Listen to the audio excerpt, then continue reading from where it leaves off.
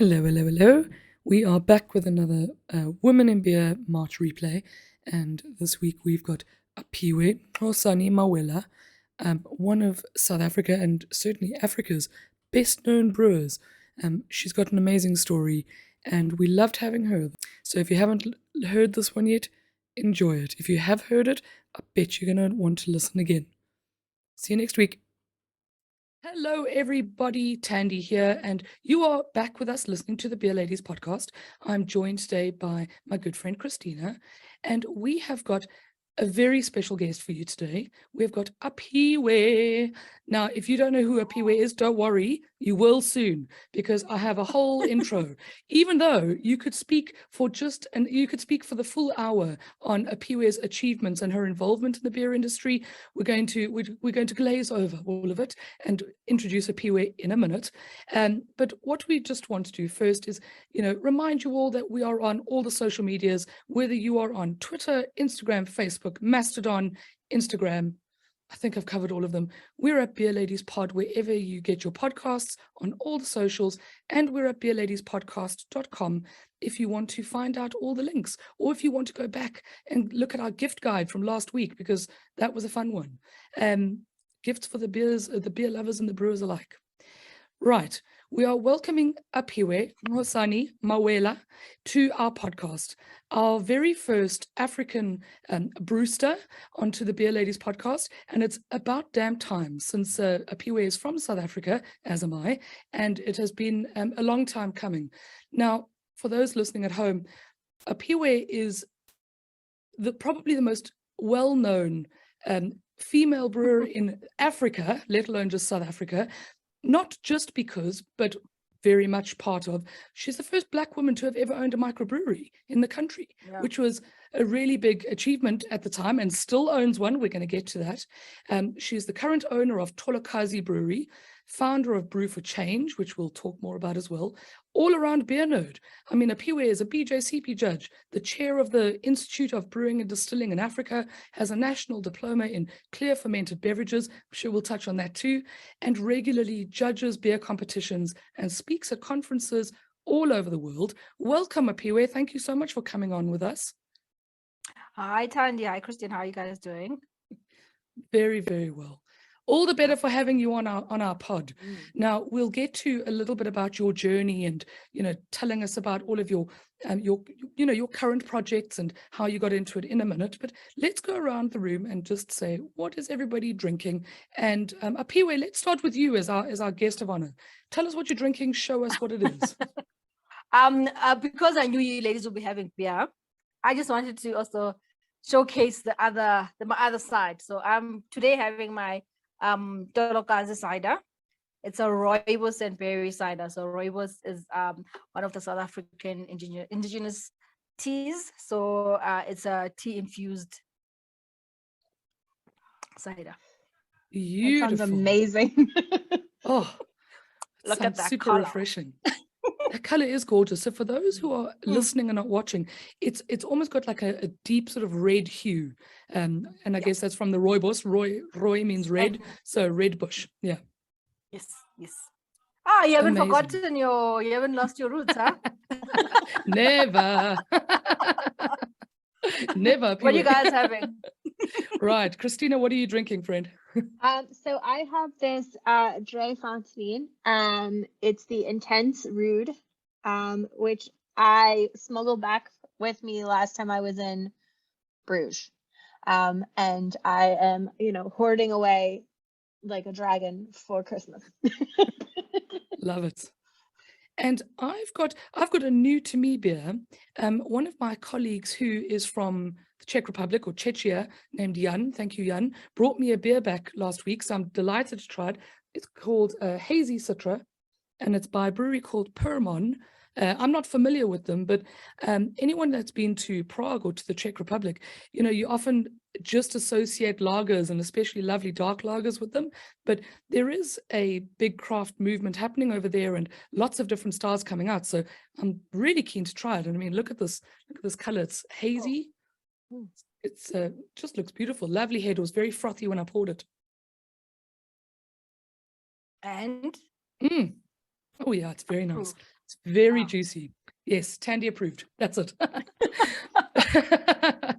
Okay, so Apiwe, let's start a little bit at the beginning, because you've got a whole life journey of beer history to go through. But tell us how you got into beer to begin with.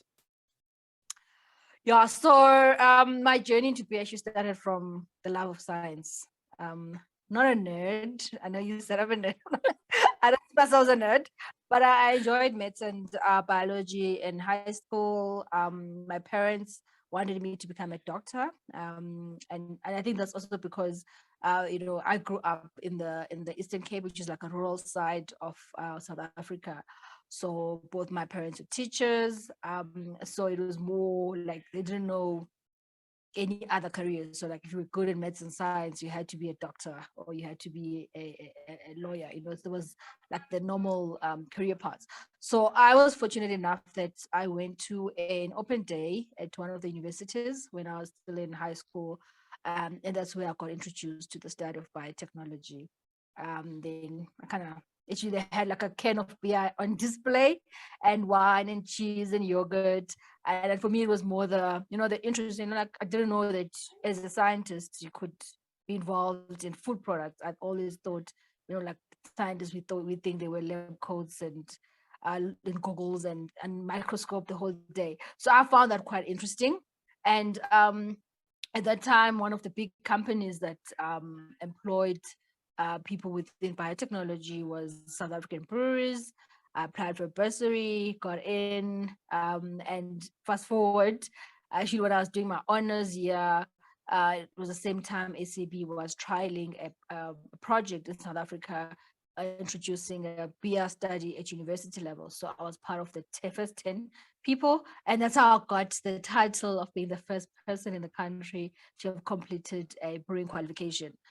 Because before that, everyone was either doing the UK based or US based qualifications, or German based. So I was like the first one to actually do a local brewing qualification. And then I worked for South African Breweries, trained as a brewer, qualified brewer, became a brewmaster within the company, and fast forward, I think 8-9 years later, I decided to leave. Actually, before that, I think it was 2011. That's when there was a boom in, as you know, Tandy, in the South African craft beer scene. And at that time, SAB wanted to probably like try and see if there was something in there. So I was appointed as a craft beer specialist within the group. And that's for me actually where I think the craftsmanship, the craft side of beer came about. Before that, I was trained to brew the mainstream beers.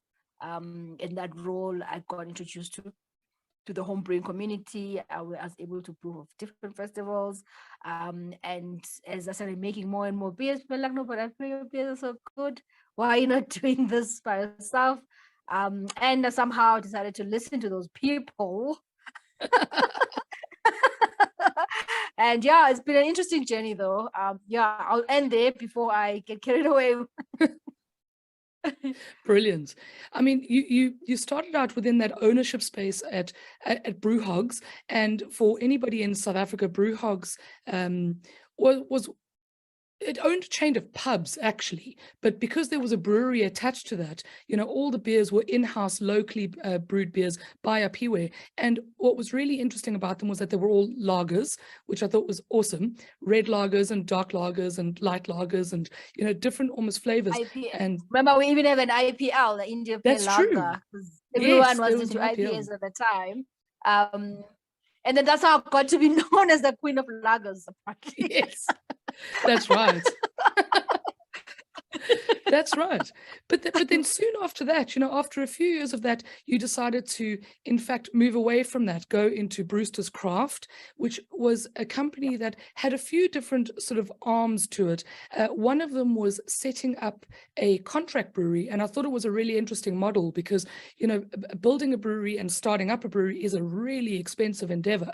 And Apiwe, correct me if I'm wrong, but one of your strategies was to get other brewers who needed their beers brewed contracting with you to help, fund those costs, as well as get good beers out there and with a strong preference to lager, or I might be misremembering? No, you're not far off. But actually, when I left SAB in 2015, and joined the guys at Brewers, we actually started the company. So I was heading up the brewing, the operations of the brewery, and while they focused on the pubs. I actually at the same time started my Camp Brewster's Craft, because for me, what I realized was, as much as the industry was growing in South Africa, it was still lacking a lot in terms of the formalized training, and we still are. Where I felt, as we growing, to keep up with that growth, we're gonna need a pool of qualified brewers. And at that time, which is still partly the case now, a lot of the guys were mainly home brewers who had read 1-2 books, watched YouTube channel here and there, brewed 1-2-3 beers. Their friends think the beer is the best thing ever, and then they decide to start a brewery. And you find that, obviously, not to talk anyone down, but once you start having sulfurs, like, obviously now you don't know where to start. You don't understand that when we talk of his management, his health, what does that mean? Viability, like all these technical terms that as brewers we kind of throw around. So Brewster's Craft for me was to kind of close that gap. Started off as offering training and consulting for the craft brewers, and also did training for the big breweries also because of my background. And I got the company was accredited as a training provider by the education, South African education, what do they call it, framework, I don't know what they call it. Yeah, but anyway, so as I started helping people with the training consulting, I help people develop their recipes, help them put together business plans. Some of them came back and said, okay, fine, great, I have what is a great recipe. You've done a test batch for me, we've got this on paper, but my investors want me to prove concept, where is a product sold, how many of it is being sold, so they kept on asking, but where can I brew it? Can you help us now officially launch a product in the market? So the idea of actually expanding Brewster's Craft to include the brewery started from that point, to say, to then offer a full turnkey solution where I help with the some people come with the ideas, I help them, make them make sense, help them put together a business plan. And I always thought, and that I wouldn't have my own brand. I was content with helping other people. And I always, I always make the analogy that, as ladies, we always, when we're young, we're like, I don't want to have my own kids, my sister's kids are like my own, my sister's like my firstborn. But as you grow older, and then, and you actually appreciate life more, and that when you start having your own child, your life, the outlook on life changes. And I think for me, that's kind of like how it has become. Because then when I then started looking at the idea of setting up the brewery, then I started toying around with the idea of having my own brand. And as I started talking to people about, this business model that I'm thinking of putting together, I presented it to one of the government agencies. And the idea was that this place will be an incubation hub, basically, a place where entrepreneurs will come in, launch their brands. I'll help them because I have the technical know-how. So they would then just be beer entrepreneurs who would start brands and grow brands and focus on themselves and marketing, where I would make sure that the product is obviously of highest quality. So yeah, that was the idea. They believe in my idea. They gave me 10 million rand to put the brewery together. And that was in 2017, 2018. But yeah, and then we had, one of the challenges we face, especially as craft brewers in South Africa, and actually talking to a few people, it's not only our issue, where licensing is an issue. So I had to, as much as I had the offtakes, I had, everything signed, sealed, and delivered. But one of the key requirements is that I needed to have my license sorted out. So that took about 8 months to get my liquor manufacturing license. During that time, I couldn't trade. And because obviously I had then at that time left Brewhogs, resigned as a shareholder there to focus on my new project. So I had to kind of pay rental for close to a year without any income. It was quite a tough time. But fast forward 8 months later, got my piece of paper, which meant my funds were being released, ordered my equipment. There was New Year's in China, so there was another few weeks of delay. Fast forward 2019, I think the brewery landed in Durban by the harbor around just after Easter 2019. Obviously, then we had to move it out from Durban to Joburg, get the brewery ready for the equipment installation, commissioning. I think we did our first commission brews around July 2019. Started production probably like around August, September. And then I employed people because then, we're getting ready for 2020. I said I needed to start paying the loans back. I had 8 people, 8 staff members, 7 of which were female, by the way. You know me. And yeah, March 2020, the world just went on a dead still. The world went to shit. Yep. Yeah, so it was a tough time because at that time I just had like all these young people that were all so eager and excited, and I was due to start repaying my loans because of all the other delays. And in South Africa, we had the toughest alcohol, like our government dealt with the pandemic. I think probably when it relates to alcohol, the toughest because we had total ban on we couldn't manufacture. We were actually banned from making the product, from distributing it, from selling it. It was like a total shutdown. We couldn't even sell online. We couldn't. So that was like a very tough times. I launched a non-alcoholic product. I tried to change the brewery to making sanitizers. It was a very emotional roller coaster period. I can imagine. Which fast forward 2021 we closed down.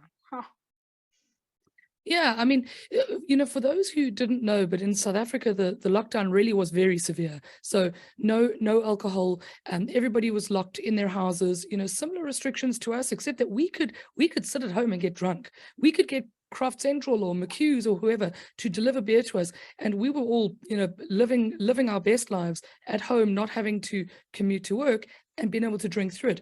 In South Africa, everybody was locked down. It was complete prohibition. And, a lot of what happened as well was that people started making their own. So not just home brewers. And there was quite some innovations that went on during this time, in terms of selling wort instead of beer. There were lots of interesting things that happened.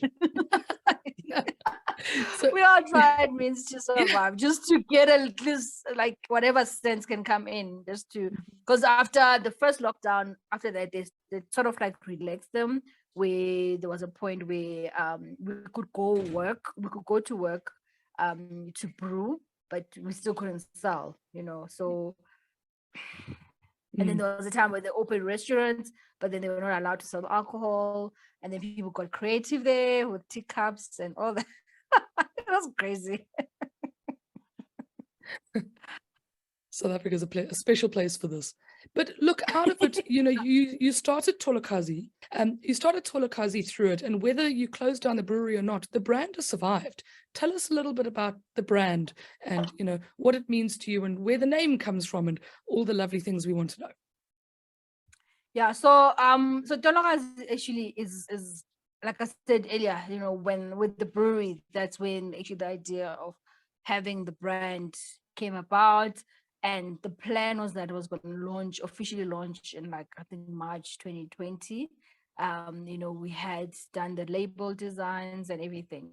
So when with the lockdowns, one of the most difficult things for me was to give projections to my funders, to say, because a lot of the brands I was brewing for were very fairly new, so none of them were like well established in the market.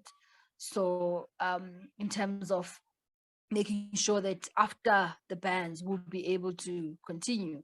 So that's when I realized that actually, what, had I had a strong enough brand in the market, before, if my model was the other way around and I had a strong enough brand in the market, that I was able to push more volume, that it was able to carry the brewery, maybe I wouldn't have closed. So that's where then I decided, what, let me maybe focus my energies. I mean, what was happening, there's nothing I could do about it. I just told myself that the COVID-19 pandemic was a global thing. It was not that someone, in South Africa we believe in Africa, actually, we believe in witchcraft and all this. You're like, no, but it's not like there's some person who's climbing some broom somewhere who's just decided they're just gonna make sure my life is miserable. That it was just something that just happened and no one saw it, and it's here. There's nothing much we can do but just remain positive. So I think for me, I just kind of mentally switched my thinking and said, what, let me focus on something, and channel the energy on that. And for me, that was Tolokazi, the brand. And so Tolokazi is my clan name. So clan names in the African context is like higher than a surname. So even though my surname is Nxusani and it's Mawela because I'm married to Mawela, was my husband's family, but you keep your clan because that links to the ancestors. So I'm very proudly rooted in my traditions. So I wanted to celebrate that. And because the other reason for me was because when a woman, as much as you change your surname, but as a brewer, you always keep your clan name. And most of the time, the brewers are called or named after their clan names. So if I was in the 10th century living somewhere in deep Africa and I was bringing beer, people would call me Tolokazi. They'll probably say we're going to drink a Tolokazi. And for me, that's why I chose the name, because the brand for me celebrates women brewers. And our label, those who've ever had the privilege of coming across our label, we actually talk about the brand story, where the brand pays homage to female brewers, past, present, and future. A past being the old grannies who've been brewing beers in Africa for centuries without knowing the science, without really understanding. They had their own understanding of what they were doing because that knowledge was being passed on from generation to generation, and they perfected that African science, if we want to call it that. Present being people like me who are now living in the current era, who are facing our own challenges as women, and the future being the women who will obviously come after us, and it is our duty to make sure that when they come in, we would have changed certain things. So for me, the brand is around that, is around also celebrating who we are as Africans, showcasing to the world at large that we exist, we make great beers, and that's why I use a lot of African ingredients. So I've got a sorghum pilsner, which uses sorghum cereal as part of the grain bill. I use only South African hops. I've got an African pale ale, which uses South African hops. And then at my side is I've got the rooibos berry cider, and I'm doing actually a marula cider in the new year. Yum. Yes. Tandy, you want to bring some back? Yes, I do. I think I will bring some back. So I have so many questions, but I want to start with my extreme jealousy of the subscribers of Beer 52 who Oh yes. who got 200,000 cans of your beer that was produced in Croatia and then sent to them. And I read that and I am, yes, very jealous. And like, can we do this in Ireland? How can we do? No, that was actually because I think for me, I'm quite the type of person I am. I don't like I don't bottle things in. So when I was going through all these emotional states, and not that I was venting, but I was sharing, and just like that was my way of dealing, and I think it's my therapy. And I used to post a lot on social media, especially LinkedIn, and just because at that time I thought, as the world, people need to know, what's happening in South Africa. How has the COVID-19 pandemic affected us, and what was as things were unfolding, and as we went through the different lockdowns. So apparently I had a connection with one of the CEO of BF52, which I actually didn't know. So yeah, he sent me a message and he's like, you know what, he's been following my story, and what can you do to help? Is there anything they can do? And we started talking about possibly having the beer as part of in their mixed case. But obviously then, transporting beer would have made no sense. So they found a brewery in Croatia that was willing to brew for me on my behalf, and they connected me to the brewmaster there. And then the other challenge was getting the ingredients across. So we had to kind of like figure out the best way to do that. But on Beer 52, I mean, when I went through the comments and the ratings, I was like, oh my god, you guys. And on Untapped, I was like, oh, this is actually quite nice. I was quite I know jealous the because beer's good. I know the beer's good, but sometimes you like, to get I mean, like the few comments we were like, I don't like a Pilsner, so I'm like, whatever. Yeah. I was quite jealous because I knew that deal was happening, and I knew that the cans were available through Beer 52, but they don't ship to Ireland. I still messaged Apiwe and said, Apiwe, how do we get this here? But Yeah. anyway, let sleeping dogs lie. We're going to have to find a way to get Tolokazi into Ireland. But yes, so that definitely happened. That was great, and well done you for getting out into the broader world. I mean, it's challenging. South Africa is very far down in terms of Europe-centric the world. Yeah. No, we like Africa is far down. But that's why we are here. Yeah, so speaking about the beer, you talked a bit about historical and traditional brewing techniques, and I wondered if you could just talk a little bit more about that, because the historian in me I want to know everything. So obviously this is based on what I've heard, because the sad part is that we don't have a lot of the stuff documented, obviously based on the history of the country. But for me, I grew up in the village, but I never actually knew how to brew beer. Interestingly enough, because brewing beer in our culture is something that's done by women only.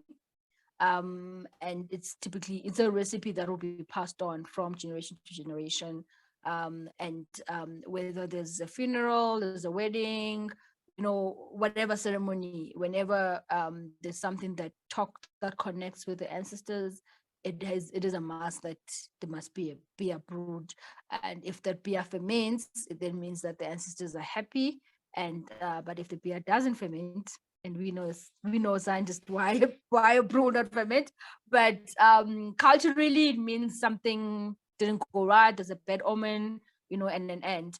So for me, I used to, like, growing up as kids, you like see my mother and my grandmother doing it, like, whatever, the old people. But for me, the interest in taking the pride in traditional African beer making actually came after I qualified as a brewer, when I did my diploma in brewing. And traditionally, as my parents are still also, as much as they they're highly educated, they're still like very traditional. So when I passed my university, got my first job, got my first car, my dad called me up. He's like, no, you have to come back home and do something to thank the ancestors because of all the blessings, you know, how your life has just things have been going very well. So traditionally, if I'm the one who's wanting to connect with the ancestors, I need to touch something during the brewing process, whether you just fill the pot with water or you just help here and there, but you have to be present. So that you it's part of it's part of how it's done. So when I went home, and as I was watching them, because now I had a different understanding, because I just finished my diploma, I knew about malting and mashing and lautering. So everything, whenever I looked at what they're doing, and I'm like, no, but you know, you guys, that's like mashing. And then they will fill the water with their elbow. I'm like, I'm like, because I knew then what it meant. And for me, seeing how the two are actually the same, the process is the principles, the science behind it is exactly the same. I was like, wow, like I should be knowing this. Why am I not knowing this? And that's when I decided, you know what, I need to put more energy and focus and know more about it. And from that, I know, Tanya, I'm jumping onto your probably one of your questions.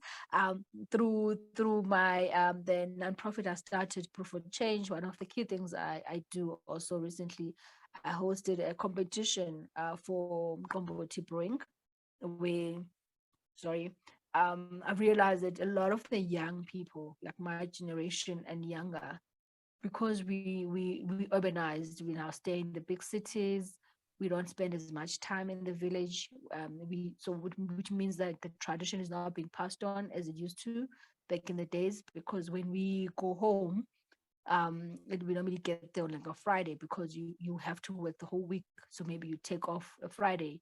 And the brewing process takes a whole week. It starts on Monday, for beer that has to be consumed on Saturday. So you're missing all that. So we're not having that being passed on, which when I looked at it, is like probably in three generations to come, nobody will know how to brew our traditional African beer. So we'd have lost that tradition. Therefore, what then comes with that we can't, we won't be able to connect the way our grandparents connected with our ancestors, and we lose our identity and we lose who we are. And that's sort of like that's a chapter in your book, my dear Christina. But I mean, Mkomboti is such an interesting beer, and I think the distinction, when you're talking about the different qualifications that you've gotten along the way, one that you've often mentioned to me before is this sort of clear beer or clear beverage, as opposed to opaque, which is like Mkomboti. So could you tell us some of the differences between, almost traditional South African beer and what a European-centric view of beer might be? Yeah, so Mkomboti is mainly made with actually sorghum and maize. Those are the main ingredients. And traditionally, they never used to add yeast, and that was because it's like a wild fermentation, lambics, basically. So they would have this hut that was used as like the brewing room, where only the brewer would go in the and obviously in there, that's where you'd have your different microorganisms. Obviously back in the days, they didn't know this. They probably thought the gods were obviously blessing them with making sure that the beer ferments. But obviously with our modern day understanding, that there was probably a lot of microorganisms in there that through selection have then became the ones that were able to make good beers for the people. So the product itself is, as much as we filter, but the filtering is more sieving. So it is depending on which parts of the continent you're from. And even in South Africa, we have the different tribes that all prefer different ways. Because the first step is actually more a lactic souring process, which is a natural sour, allowing the lactobacillus on the grain to actually do the souring. So some people would leave it for 2 days, some leave it for 3 days. So depending, some will do just a 1 day. So that all depends on obviously the level of sourness the people would typically like. And then once we've done the souring, we then boil, because we're using sorghum and maize, obviously, to gelatinize the grain. And then once it's cooled down, they will add another fresh bag of sorghum. Obviously, this will then come with the enzymes to break down the starch. Then you mix it with cold water, and then you leave it to ferment. And once it's done fermenting, we then sieve out the grain, and then it becomes this opaque. Some people like, if you've had like porridge, but it's not as thick as porridge. It's quite thin. And then in terms of the color, depending on the type of sorghum you use, some people use red sorghum, so it will have a pinkish color. Some people use white sorghum, so it's going to be more white color. So it's all in the variations. And in different parts of the continent, they use millet. So but basic principle of the basic recipe is very similar. And on taste, I mean, normally it ferments depending, like probably 2% alcohol. I know now people also add sugar just to up the alcohol levels. Yeah. I think it's very cool that you ran. What certainly was a first for me was that first Mboti competition. I think that was great. I loved following that on social media and seeing how it got on.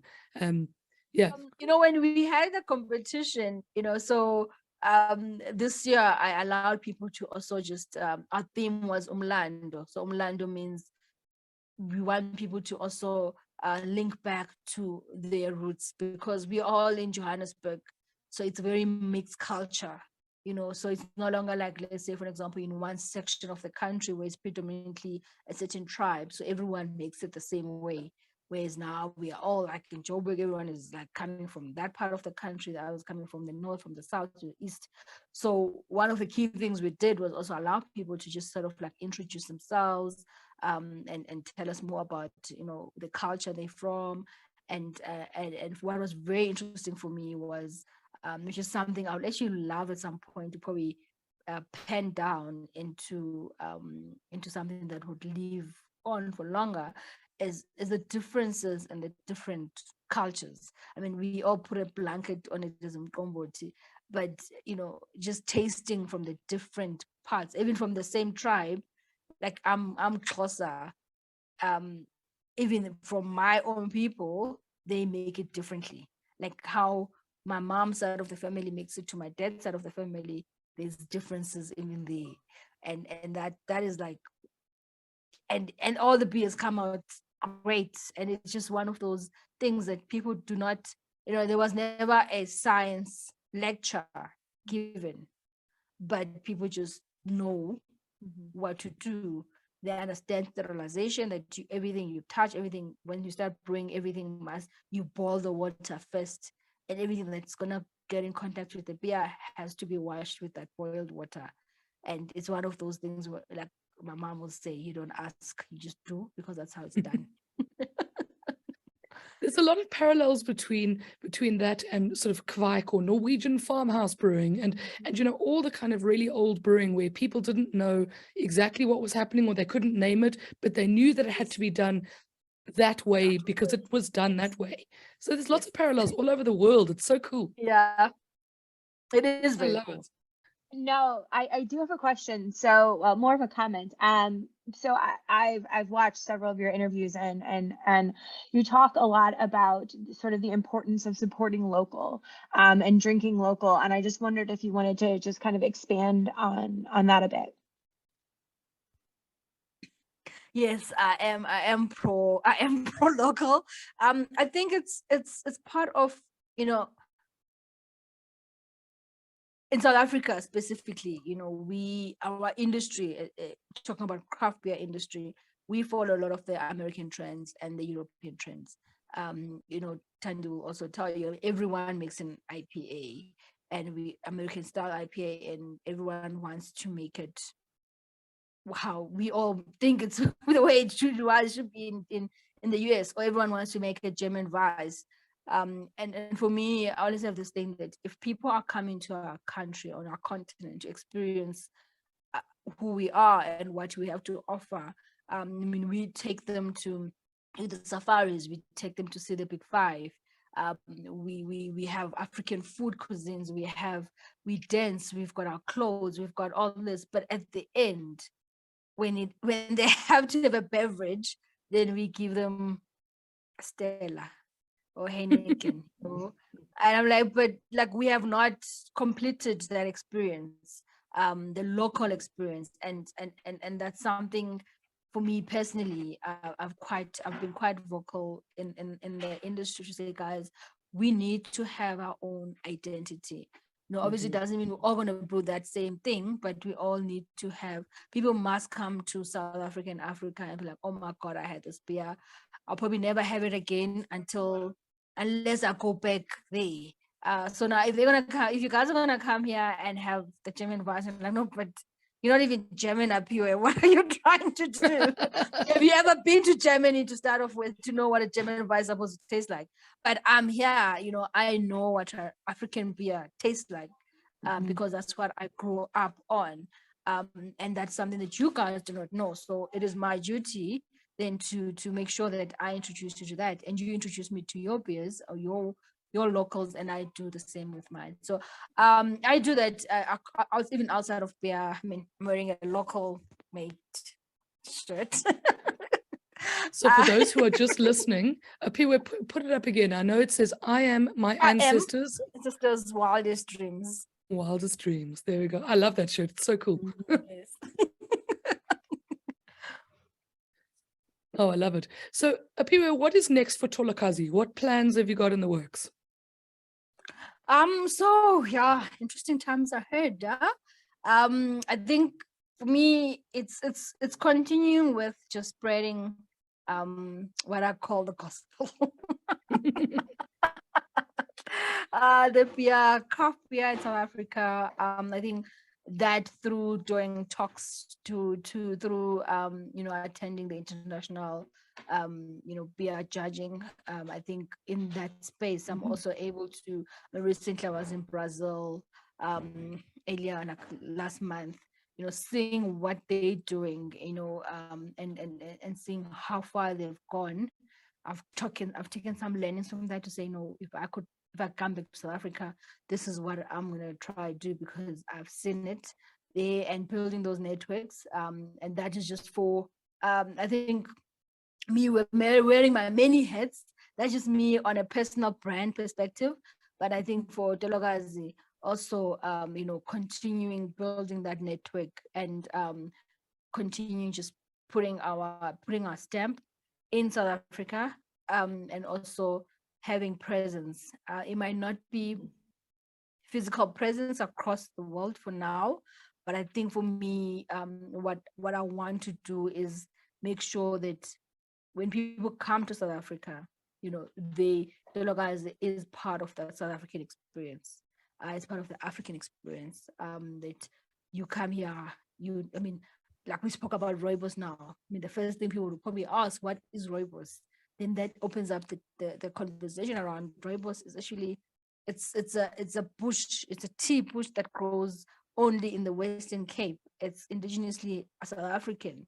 You're never gonna find it anywhere else in the world.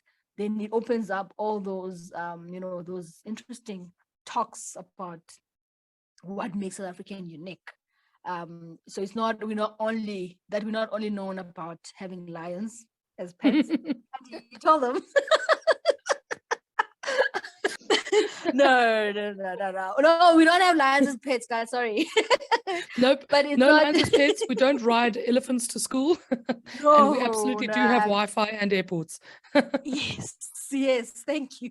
I also see giraffes when I go to, like, I have to drive all the way to the parks to go see a giraffe, and it's also like quite a, oh my God, I just saw an elephant. So, but just to change the perception on Africa, that we also have a lot to offer the world. we also have, we deserve the sit on that table when people talk about global trends in beer, what is happening in the industry, that we need to say, oh yeah, we also doing this and that. We are also starting this trend. I love it. And you mentioned Brew4Change earlier. So this is a non-profit organization that you founded and help run. Tell us a little bit about that. Yeah, so I actually, before I officially registered the nonprofit, I had been doing a lot of stuff, because for me, I think there's three main, I think I'll say, passions or things that are core value to me.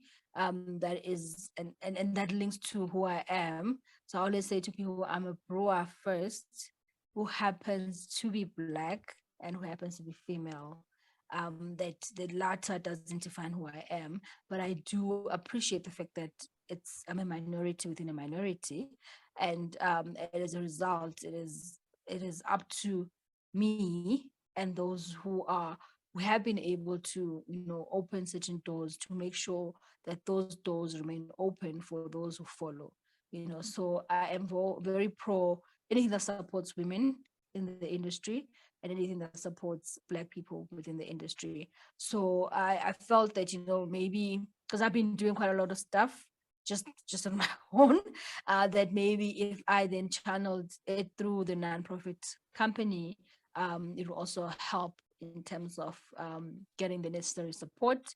I'm also very passionate about education, and because I also believe that, I got privileged, or I got the privilege of being aware of biotechnology and being where I am today because of someone decided to make sure that I knew. Like, I mean, if I had not gone to that open day, I probably would never have known about that study. I would have ended up becoming a doctor who didn't like becoming a doctor. And I probably would have been a miserable person. I would be having this with you. The world is richer for that open day. Thank goodness for that day. So it's also something that's quite close to my heart to go to schools and just I share my journey with the learners and just especially from the previously disadvantaged communities, and say, you know what, guys, it doesn't matter who you are, it doesn't matter who your parents are, it doesn't matter your circumstances, whether you stay in a shack, whether your parents both passed away, whatever the circumstances, it should not matter. The world is only what you make out of it. There are so many opportunities that you just have to work hard. I mean, I summarized my story, but it was not, I didn't just wake up and these things happened. It was through a lot of hard work. So those are some of the things that are quite close to my heart, and which I want to continue doing. Mm-hmm. Love to hear it. So what's your favorite beer out of your own range at the moment? Depends on the mood. I think I'm enjoying the I'm enjoying the sorghum pilsner now. So you also see on our social media, Tolokazi social media pages, or whether you go on our Instagram, or TikTok or Twitter. I'm actually pushing that more, and the reason being, I feel it's a beer that talks to the wider demographics of the country. So if you are a white person who's into craft beer, you find it interesting because you've never had anything with sorghum before. And also for me, it's a crossover because a lot of people like sorghum, because immediately they think of the traditional beer. And I feel it's like it's something that could help, just cross people over if they want to try it, but also make them aware of the traditional side of brewing. And then within the Black community, it's also something that's quite interesting for a lot of people, because when they think, or when they hear sorghum or they see sorghum, they always think traditional, rural. And I'm like, no, this is actually a modern take to Umqombothi. This is, I'm not saying we must forget where we come from, but why we not changing with the times and experiencing different tastes. So I'm enjoying playing around with this beer specifically, and just educating people and allowing, because what I've also noticed is that once someone tries that who is a purely mainstream beer drinker, they'll be like, no, this is actually quite different from my typical lager. And then that's where the conversation starts, and then for me, I feel then that will make them, be more open to trying out the next craft beer, because they had one that was not too far out to what they know. But at the same time, it had an element of being unique and different. Therefore, when they come across something else that is unique and different, they're probably going to try it. So it is something, it's a beer that, like I said earlier on, it appeals to both hardcore craft beer drinkers, someone who's just starting into craft, and somebody who's just purely mainstream. It can actually help further grow the industry. So I'm enjoying playing around with it and pairing it with food. That's something I'm also going into now, beer pairings, and just educating people about beer. That's amazing. That is so cool. Yeah, for me, it's I'm enjoying. It's one of those things. When things happen as people, when bad things happen to you, you sometimes feel like the world is about to end. But for me, I'm great. I think it had to happen. It was part of my journey. It had to happen because it's also given me a different look at life. I appreciate certain things more than I probably did. And I guess part of growing up, and I look forward to what the future brings, and just connecting with everyone in the beer industry, and not feeling like, because sometimes I would feel like I'm doing going in circles, like not moving forward. But when I get to a platform like this and hear you guys say all these wonderful things about me, I'm like, oh my God, actually, I am doing something. So I do appreciate 100%. it. Love it. So for everybody listening at home, if you'd like to follow Apiwe or Tolokazi, there are a couple of handles you can take note of. So Apiwe herself is on Tolokazi_the Brewster on Instagram, but you'll probably find everything from there as well. You can look at Tolokazi, the brand, so the beer brand, at Tolokazi Beer. They'll all be in the show notes anyway, so all the links will be there. The other one is the website. So tolokazibeer.co.za is the beer website, and all of the social links are there too. But as usual, they'll all be in the show notes below, and you can go and follow Apiwe and say hi. And if you're in South Africa, make sure that you stop in and try some of the Tolokazi beer. It would be fabulous to hear. Yes, and I might hopefully by then I'll have my tap room, because that's one of the things that are happening. 2023, opening up my own tap room, and I really want to have fun with the brand. 2023 for me is a time where the year that I just want to have as much fun and explore many things, because I want to make it more of an experiential brand, and see what happens thereafter. That sounds amazing. I enjoy that shift from owning the brewery and the technical side and almost the physical space to owning the brand and owning the experience of a brand. That's a really interesting journey. Yes. I love it. Well, Apiwe, thank you so much for joining us. We really appreciate your time. And Christina, friend, always nice to chat. Yeah. Oh, yeah. This is great. Thank you so much for coming. All right. Well, raise a glass. Thank you, Apiwe. We'll see you soon, my friend. Bye, everyone. Bye.